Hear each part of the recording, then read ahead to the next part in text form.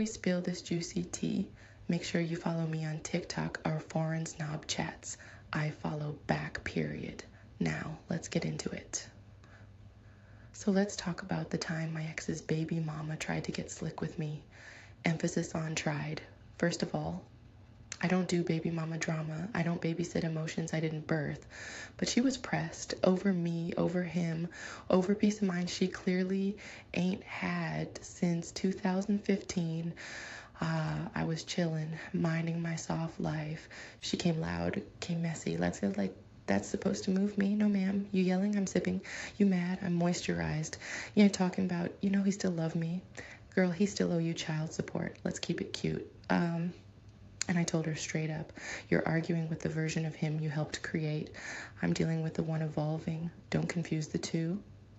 Whew, the silence. Heavy. I don't fight over men. I fight for peace. And if he's yours, why are you so threatened? I left her with her ego and her excuses because, baby, I'm not the one you gotta raise.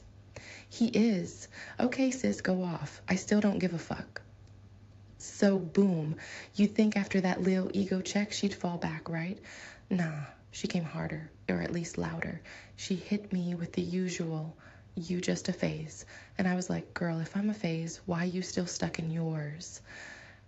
Then she started bringing up things he supposedly said, text messages, old screenshots, and I just smiled, because I already saw those. The difference is he showed me willingly. See, when a man is messy, y'all do backflips for his attention. But when a man is healing, y'all try to sabotage it because the new version of him don't benefit you anymore. She was yelling, threatening to pull up, and I was calmly texting my homegirl, let me know when brunch is confirmed. I wasn't going to match her energy. I wasn't raised on chaos. I was raised on class, contracts, and composure. End of the day, I told her this, I don't need him. I choose him. And if he ever makes me question that choice, I'll choose peace instead. She ain't had much to say after that, just like her baby daddy, quiet when grown women speak. So I thought, I'm sitting across scrolling on the DoorDash app. Here he come. I didn't know she'd act like that. She's just jealous. You're the one I really want, baby. You should have had this clarity before she was in my DMs typing like she paid the rent. He's sitting across from me trying to look sincere. I'm sitting across from him wondering if I want fries or a side salad. He's apologizing. I am healed. See, when the drama popped off, he didn't shut it down. He let it play out like it was entertainment. But I don't do auditions. I am the show. I told him flat out, you let someone else speak louder than your loyalty. So now you're explaining yourself to silence. Left him with the check and the consequences. Meanwhile, I got a new install, fresh nails, skin glowing, and a brunch table waiting. Lesson of the day. You fumble a real one, and the next time you see her, she won't be yours. Absolutely. Let's keep the energy flowing with a part 4, where you fully glow up, show that emotional freedom, and close the chapter with ultimate confidence. No looking back, just moving forward. Well, now that the drama's done, I'm all about that glow up. New hair, fresh nails, and energy so high you need a ladder to reach it. Because here's the truth. You can't hold on to people who thrived in your drama but didn't show up in your healing. I'm done with the side stories, the interruptions, the chaos. I'm focused on me, my peace, and my purpose. The baby mama? She's still stuck somewhere between jealous and salty. But nah, for real. I thought I was ignoring the drama. Thought I was being the bigger person until this bitch pulled up to my job. And mind you, I was working at this cute little boutique, real soft, real tucked away. Not even that well known. So I'm standing there like, how did you even find me? But sis did. Walked in like it was just a coincidence. Looking around, fake shopping, throwing shade with her eyes. And I'm just behind the counter, smiling, thinking, you really woke up, got dressed, and chose delusion. She didn't say much, but her presence?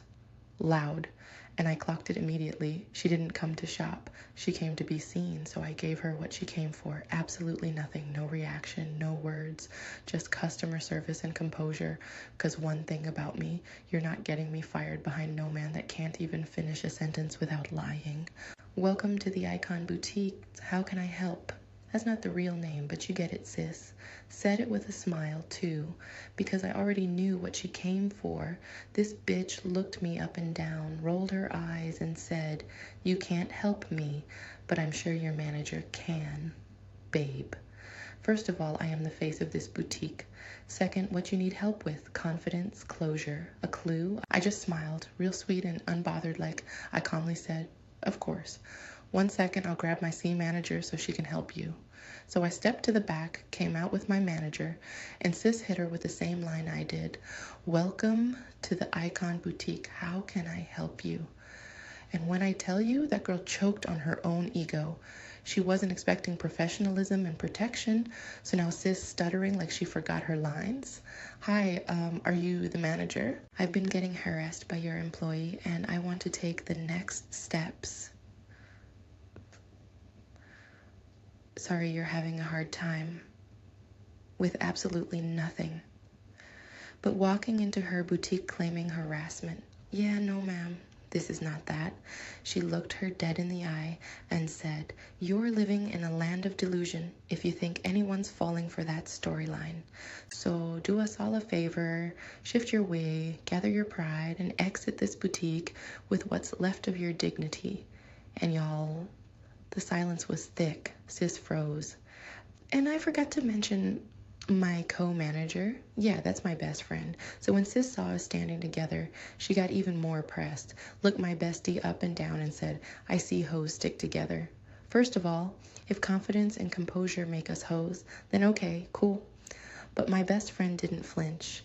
She took one slow look at her, smiled, and said, "We sure do, and that's why we run a boutique while you run your mouth.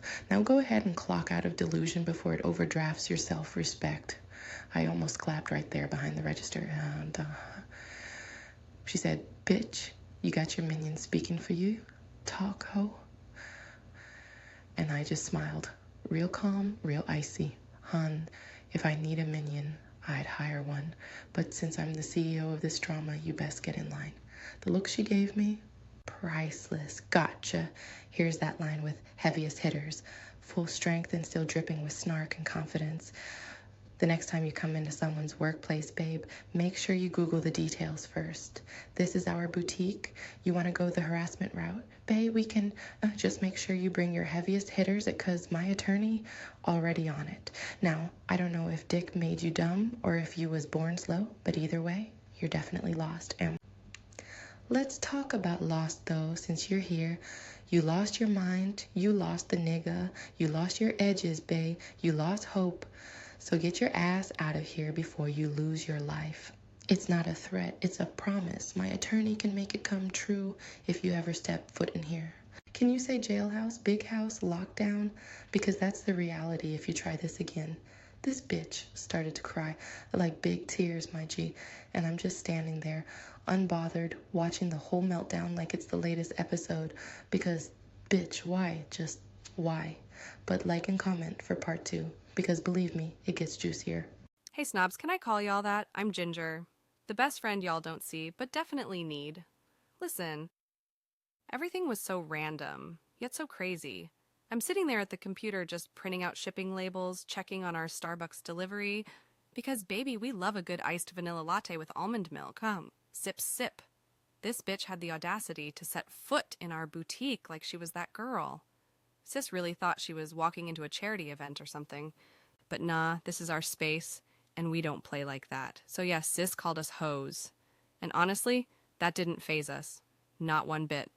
Especially coming from a bum who ain't got half the glow or grind we do. Keep talking, boo. We're too busy building empires to hear noise like that. There's no way you thought you ate. Sis, please, take a seat and sip that bitter tea. When my bitch mentioned attorney, I knew what time it was. We have an attorney who stays in our space and handles all our legal business. I'm glad she was there to witness everything. And it all got caught on our security cameras. Because when you're built like us, you don't just talk the talk, you walk it too. Well, let's just say baby girl will be getting mail. Hope y'all enjoyed the show. Bye! Kisses.